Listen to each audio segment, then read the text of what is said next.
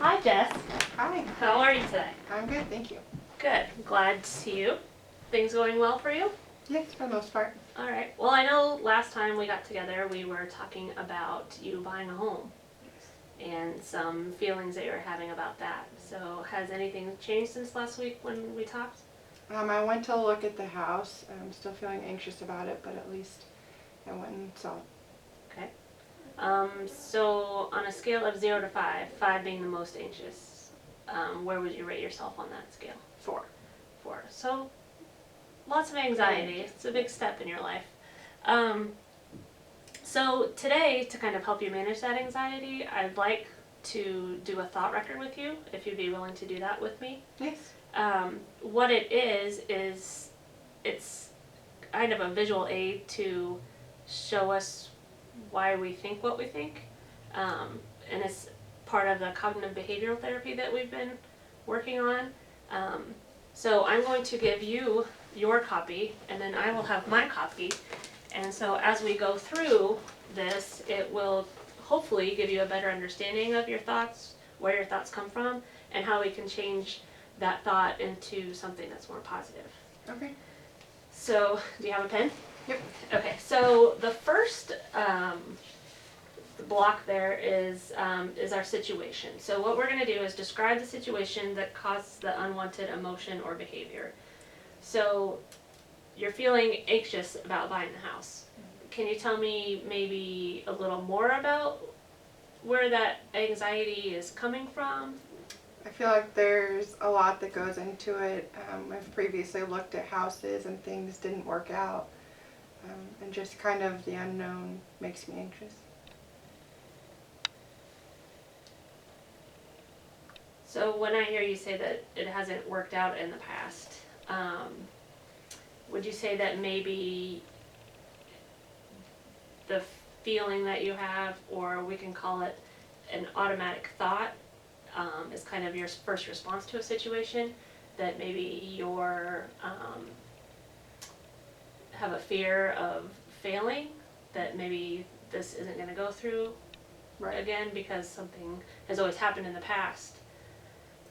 Okay, so if we're going to go with the automatic thought of feeling like a failure, can you describe maybe a situation that has happened in the past that made you feel like you have failed? I had previously looked at a house and it was for sale by owner, and I had gone to the bank and I had talked to the sellers and felt like on my end I had done everything that I could. The seller was very reassuring that everything would work out, and then I was blindsided, and the day that we were signing the contract she texted me and said that someone else had offered her the same price but more up front, and so she sold the house to them instead. So I felt like I failed and I didn't try to better prepare myself or know more information, and that's why the house didn't go through for me. Okay. So,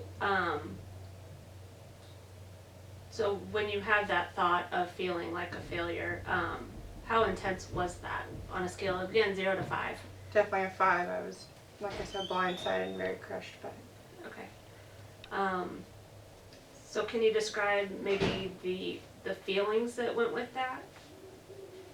That if I would have done more, if I would have paid more attention, done more research, if I would have contacted a realtor myself, I just felt like there was more that could be done on my end.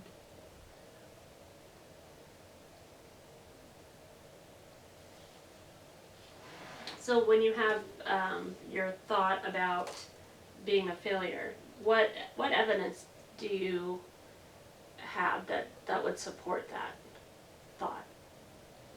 Because other people have been able to buy a house when it was for sale by owner, and they were more adamant, I guess, about the paperwork and getting things done. So again, I felt like there were more things that I could have done and I didn't do, because I had known friends that were able to do it. So you felt like they were more organized and more prepared, and you weren't? Definitely more knowledgeable in the subject area. Okay. I was not. Okay. So now that we've identified that your feeling is your thought is a feeling of failure, I'd like you to take a look at this list. And these are definitions of cognitive distortions. And what a cognitive distortion is a thought that we have that isn't true, but we believe it to be true. So if you could look over this list and maybe identify one or two that you feel relate to your thinking process, then what we can do from that is we can turn our automatic thought into more of an adaptive response that's going to give us a different viewpoint of maybe not feeling so much of a failure. Okay. Well, right off I can see all or nothing, thinking that's definitely me with seeing things black and white. It's hard. I envision things and I think that I do everything I need to do, and then to later learn that I could have done more, I think adds to me feeling like a failure. So I definitely have the all or nothing thinking. Okay. Jumping to conclusions. I think I've taken the past house experiences and I'm now jumping to conclusions and turning it into a negative and thinking that it won't work out, I won't get it, I'll be blindsided again, things like that.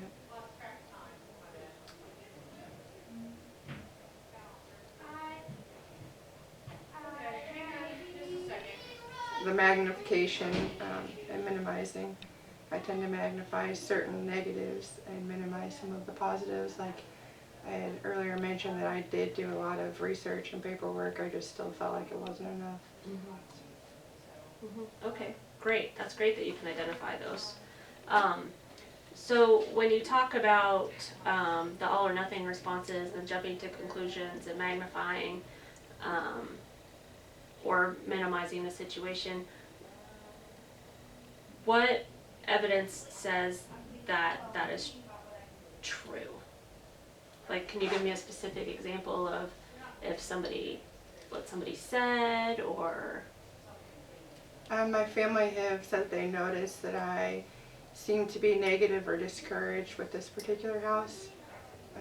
So I think that that's definitely because of prior experiences. And before I was very excited and I wanted to talk about all the details and what the house looked like and really had a vision for it, and now I'm very short and don't have a lot to say. Okay. Can you give me an example of things that have happened that show that you are not a failure? So can you identify maybe some successes that you've had? Things I'm doing differently and successes for myself. I'm trying to do more research, look at things on my own, kind of making lists of pros and cons and writing things out.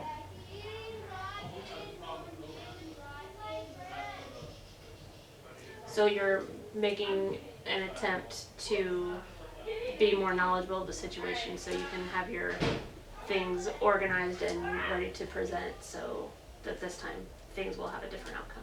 Right. Okay? So if you could use an alternative way of thinking. So right now you've identified that it's kind of feeling like a failure when it comes to this situation just because things have fallen through in the past. So if you were able to use an alternative way of thinking, looking at the situation in a different lens, what kind of things do you think that you could tell yourself? That as long as I know that I've done everything I can, there's always going to be the opportunity for outside things to happen that I can't control, that I can't see coming. Okay. So maybe give up some control. Mm-hmm. And learn that there's things that you can't always know the outcome of. Mm-hmm. Okay. So when you look at things from that lens, what kind of feelings or emotions do you think that you could experience that would be different from if I would have or I should have kind of thinking? Kind of giving myself more I guess being proud of myself for the work that I have done rather than focusing on the negative and realizing that it is difficult to do it without a realtor. It's difficult to do it without consulting all kinds of outside people. Just trusting that I can do my own research and that I can manage it. So give yourself credit for what you can do. That's great. So you're learning to give up control, giving yourself credit for what you're doing. So if we're going to focus on that thought, is that the thought that you want to focus on for our future sessions? Yeah. So when we meet again, we can check in and see how that's going for you. Mm-hmm. So how believable is that new thought? On a scale of 0 to 5, 5 being I believe it, it's going to happen, totally going to change it right now. I'll go with a 4. Okay.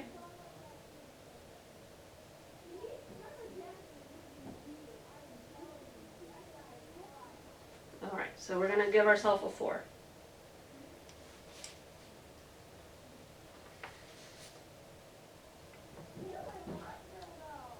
So what I'm going to do then, since we've identified that this is going to be our new thought, is for the next week until we meet again, I would like you to continue to kind of chart your thoughts.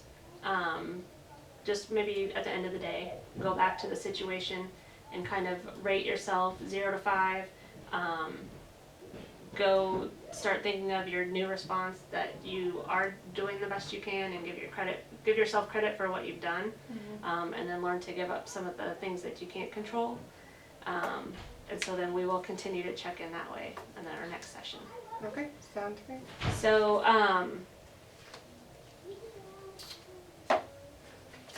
do you have any questions about the things that we've gone over today, or any questions about the cognitive behavioral theory? Because really, ultimately, the goal is for you to be your own therapist, like I said before, to really learn how to use these tools and change your thought process. I don't think I have any questions. Okay. So great. So thanks again for coming in this week, and then we will plan to meet next week as well. Perfect. Okay. Thank you. You're welcome.